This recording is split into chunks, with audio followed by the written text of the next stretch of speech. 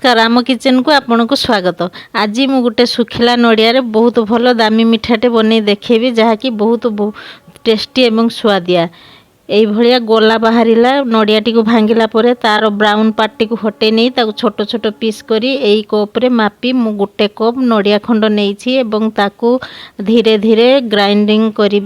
धीरे धीरे ग्राइंडिंग करने द्वारा तार जो तेलिया अंश ताहा बाहरिबो नाही एवं सुंदर भावरे ताको प्लेन करी बाटी नेछि। एबे मु सेई कप रे मापी एक कप चीनी नेली एवं किछि ड्राई काजू को पकेई चीनी काजू को एका सहित ग्राइंडिंग करिबी एवं पूरा प्लेन पाउडर भलिया बनैली। सेथिरे खदड़ रहिले मिठाटी भल लागिबो नाही, सेथिपई मु पूरा ताकू चिकण भावरे बाटी नेछि। एबे मु सेथिरे 2-3टी गुजराती पकेली एवं आउ थरे ग्राइंडिंग करि नेली। एबे पूरा फाइन पाउडर बनि जाइछि।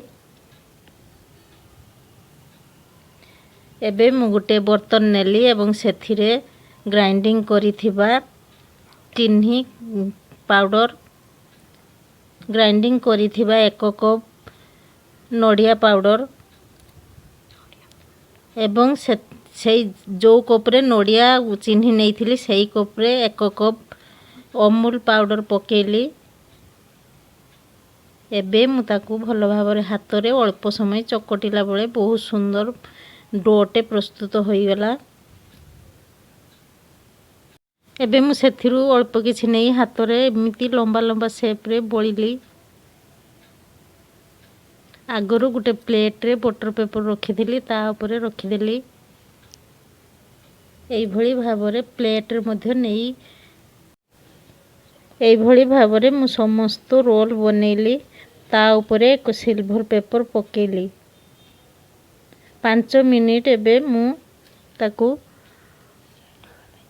पंखा पाखरे सेट होवा पई छाड़ी थिली। 5 मिनिट परे देखंतु केते सुंदर छुरी द्वारा काटी होई जाउछि।